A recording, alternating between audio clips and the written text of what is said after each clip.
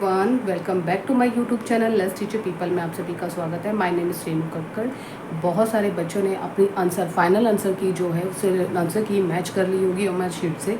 काफ़ी बच्चे इस बात से परेशान हैं जिनके मार्जिन पर नंबर है, जिनके यानी कि 81 और 89 है, वो कहीं ना कहीं बहुत बार बच्चे परेशान हैं। इसलिए भी परेशान है कि अब हमारे मार्क्स 1 बढ़ेंगे या घटेंगे, या 2 बढ़ेंगे या 3 बढ़ेंगे या 4 बढ़ेंगे या 5 बढ़ेंगे। ये कहीं ना कहीं उनके मन में बहुत ज़्यादा, उनको यह सवाल बहुत ही ज़्यादा परेशान कर रहा है। इसका डाउट मैं क्लियर करूंगी इस वीडियो को बिल्कुल भी स्क्रिप्ट नहीं करना, ध्यान से समझना है। हर एक पॉइंट्स को मैं क्लियर करूंगी ताकि आपको एक अच्छी मिल सके। मतलब आप सोच रहे होंगे कहीं ना कहीं अगर हमारे क्लियर हो जाता है तो हमें इस बार सीटेक नहीं देना पड़ेगा। देखिए, सबसे पहले इसलिए पॉइंट ध्यान रखिए, अभी कहीं भी अगर हम आंसर की बात करते हैं, यानी पेपर 1 में आंसर की जो आई थी हमारी उसकी बात करते हैं, तो आंसर की में कहीं ना कहीं कॉमन नंबर आपको दिखेंगे। क्यों कॉमन नंबर की बात कर रही हूँ? कॉमन नंबर का इसलिए बात कर रही हूँ क्योंकि यहाँ पे आपको ऑप्शन में दिख रहा है, मैंने काफ़ी पहले भी इस वीडियो पे डिस्कस किया था कि कहीं कहीं जगह पे ABCDEFZ लिखा हुआ है। इसका मतलब क्या है? देखिए, इसका मतलब यह है कि आपने जब भी आंसर की चेक की होगी तो चेक करते समय आपने उस चीज़ को देखा ही नहीं होगा कि हमारा ए है, उसको ऑप्शन में काउंट नहीं किया होगा। तो कहीं ना कहीं उस वजह से आपके नंबर कहीं ना कहीं घट रहे हैं। जो मार्जिन पे पास होना, मार्जिन पे अटके हुए हैं, उनको क्या करना चाहिए? उनको रिजल्ट तक का वेट करना चाहिए, या ये जो आंसर जो पॉइंट दे रखे हैं जो ZAB, इसका मतलब क्या है? देखिए, यहाँ पे अगर मैं पेपर 1 की बात करूँ, फिर पेपर 2 की भी बात करेंगे, दोनों डिस्कस करेंगे। पेपर 1 में जो है, कहीं मैंने जो एनालाइज किया है, पूरा जो डाटा दिया गया था ओमर शीट से और आंसर की में कहीं कहीं A या B लिखा हुआ है, स्पेशली फॉर CDP, मैथ्स और EVS और मैथ्स और CDP में यह दिया गया है कि जो डाटा दिया गया है उसमें कहीं ना कहीं ABC क्या है, ये क्या है कि कहीं ना कहीं जब आपने आंसर की मैच की होगी तो इस आंसर की को मैच करते समय उस क्वेश्चन को छोड़ दिया होगा।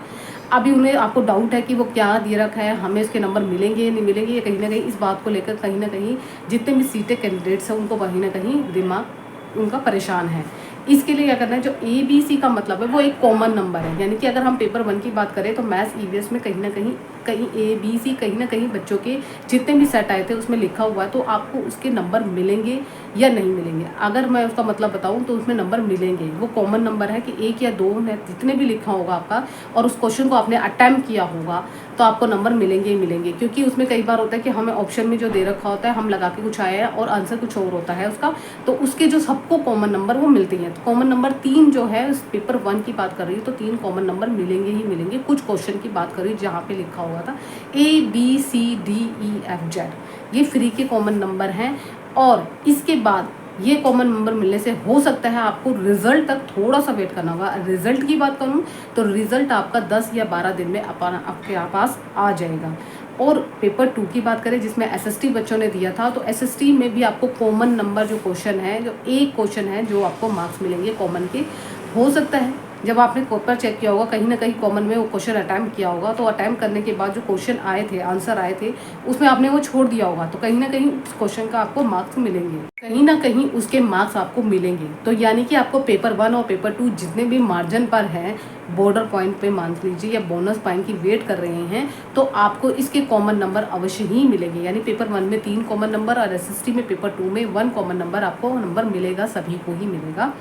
अब बात आती है कि अब हम क्या करें। अब रिजल्ट जिन कैंडिडेट्स, देखिए ये कॉमन नंबर की बात हो गई, डिस्कस हो गई पेपर 1 और पेपर 2 के लिए। इसके लिए थोड़ा सा वेट कर लीजिए, आपको रिजल्ट अपने आप ही दिख जाएगा। और आप क्या हो सकता है, आई होप सो आपके जो कॉमन नंबर आ रहे हैं वो आपके नंबर इंक्रीज कर दे और आप सीटेक पर पास हो जाए।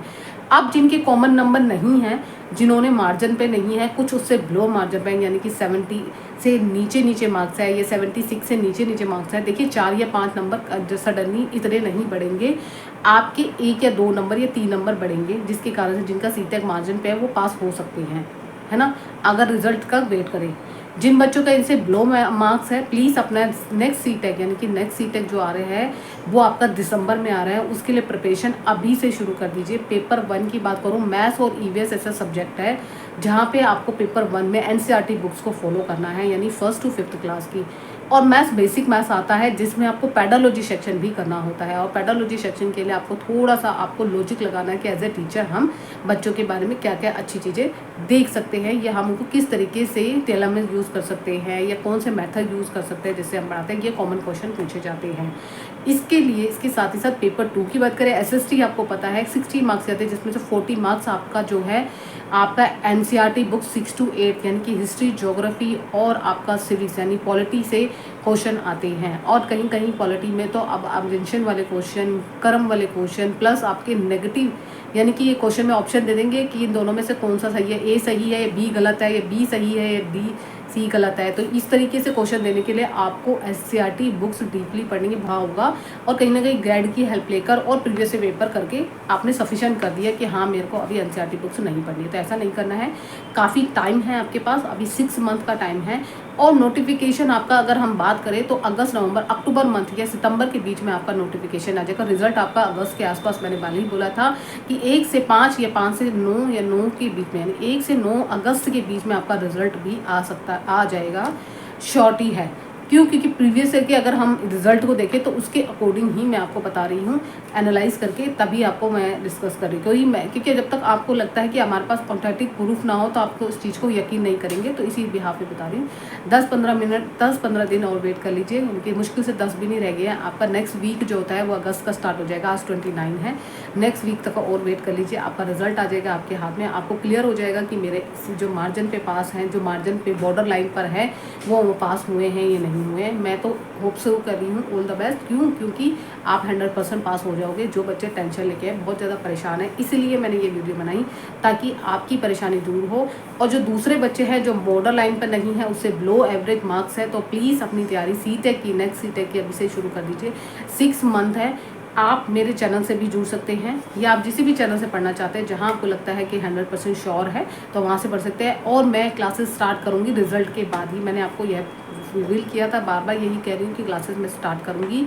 और जरी रही नोट्स की बात, तो नोट्स मैं अभी बना रही हूँ ऑलमोस्ट। जो मेरे हैं देखिए मैं दिखा देती हूँ शॉर्ट, ये मैंने शॉर्ट नोट में समझ लीजिए, ये मेरे ज्योग्राफी के मैं बना चुकी हूँ और ये मेरे बहुत पहले से बने हुए हैं। तो ये आपको नोट्स अगर चाहिए तो इसके लिए थोड़ा सा वेट करना पड़ेगा।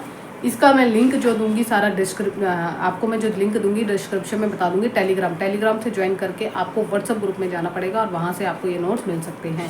बहुत ही मिनिमम प्राइस में रखे हैं। अभी फ़िलहाल के लिए ज्योग्राफी रेडी हो चुका है, जो मैं बात करूँ जिसमें हमारा पेपर 1 ज्योग्राफी में एसएसटी में जितनी 6, 7, 8 क्लास की है, हम इसी को ही पढ़ेंगे। किस तरीके से पढ़ेंगे, प्लस बुक्स पढ़ेंगे, प्लस नोट्स पढ़ेंगे और प्रीवियस के पेपर करेंगे, तो आपका 100% पेपर 1 और पेपर 2 भी हो जाएगा। ईवीएस के लिए मैं नोट्स बना रही हूँ, थोड़ा सा टाइम लगेगा। देखिए अभी जो मेरे पास नोट्स अवेलेबल है वो हिंदी मीडियम में है, इंग्लिश मीडियम में भी मिलेंगे, लेकिन थोड़ा टाइम लगेगा क्योंकि अभी हमारे पास टाइम है। तो हम धीरे धीरे क्लासेस भी स्टार्ट करते जाएंगे और इंग्लिश मीडियम के नोट्स भी आपको मिलते जाएंगे। जो इंग्लिश मीडियम वाले बच्चे हैं उनको स्पेशली बोल रही हूँ, तो थोड़ा सा वेट करना पड़ेगा। हिंदी मीडियम के लिए ऑलमोस्ट मेरे बन चुके हैं, जो है सीडीपी में मिलेगी, इंग्लिश में मिलेगी, इंग्लिश पैडालॉजी, हिंदी पैडालॉजी, प्लस आपका मैथ्स प्रीवियस के क्वेश्चन और पैडालॉजी, प्लस ईवीएस की पैडालॉजी और प्लस प्रीवियस के क्वेश्चन। ठीक है, इस तरीके से मिलेंगी। जो ईवीएस एनसीईआरटी की बात करें तो उसमें हम मेन टॉपिक्स डिस्कस करेंगे जो कॉमन क्वेश्चन पूछे जाते हैं। जैसे ईवीएस में बहुत सारे बच्चे हैं कि स्लोथ पूछा जाता है, हाथी पूछा जाता है, दांत पूछे जाते हैं, घर पूछे जाते हैं, साड़ियाँ पूछी जाती है, कि देश में मैप पूछा जाता है। तो ये कॉमन क्वेश्चन है जो ईवीएस में बार बार आता रहता है और इसके लिए बच्चे ज़्यादा परेशान होने की ज़रूरत नहीं है। बहुत बच्चों ने 1 या 2 बार में अटैम्प्ट कर लिया है लेकिन अभी भी क्लियर नहीं हो रहा है, तो इस घबराने की ज़रूरत नहीं है। मैं आपको जिस तरीके से मैंने अपना पेपर क्लियर करा था उसी तरीके से मैं आपको 100% श्योर बताऊंगी कि मेरा पेपर 1 और पेपर 2 दोनों ही क्लियर है। तो इसीलिए मैं आपको कॉमन जो पेपर है जिस तरीके से हमें पढ़ना चाहिए उसका तरीका आपको शायद कहीं ना कहीं आप उस चीज़ को मिस कर रहे हैं, जिसकी वजह से आपके 3-4 बार अटैम्प्ट करने के बाद भी या 12 यानी कि कई बार होता है 6-7 बार अटैम्प्ट करने के लिए होप छोड़ देते हैं कि अब हम नहीं देंगे। तो ऐसा नहीं करना है, आपको होप नहीं छोड़नी है। जितनी बार भी हो सके उतनी बार आपको क्या करना है, अपने आप को देखना है कि मेरी कमी कहाँ हो रही है, मैं कौन से क्वेश्चन अटैम्प्ट नहीं कर पा रही हूँ, मैं कौन सा लॉजिक नहीं लगा पा रही हूँ, मैं कौन सी ट्रिक नहीं लगा पा रही हूँ, या कौन से टैग वर्ड से मैं अपने हेल्प से नहीं कर पा रही हूँ। तो ये सारी चीज़ें डिस्कस करेंगे। आज की वीडियो में इतना ही। आई होप सो आपकी जो परेशानी है, जो डाउट्स है, जो मार्जिन पे है, उनका क्लियर हुआ होगा। उनके कॉमन नंबर मैंने आपको बता दिए, पेपर 1 और पेपर 2 दोनों में बता दिए। आप थोड़ा सा वेट करिए, नेक्स्ट वीडियो आपकी ज़रूर आएगी। और साथ ही साथ आपको ऑल द बेस्ट, जितने भी रिजल्ट के लिए वेट कर रहे थे तो जल्दी ही रिजल्ट आएगा। और नोटिफिकेशन जो नेक्स्ट नोटिफिकेशन की बात कर रहे हैं वो भी जल्दी मिलेगा। अक्टूबर सितंबर दिसंबर के आसपास आपका नोटिफिकेशन आ जाएगा और आपको दिसंबर या जनवरी में पेपर हो जाएगा। वो देखते हैं, जैसे ही इन्फॉर्मेशन बुलेटिन आएगी हम डिटेल में इसके बारे में भी डिस्कस करेंगे, सिलेबस डिस्कस करेंगे जो नेक्स्ट है रिजल्ट के बाद में। थैंक यू सो मच, मिलते हैं नेक्स्ट वीडियो में। Bye bye, take care.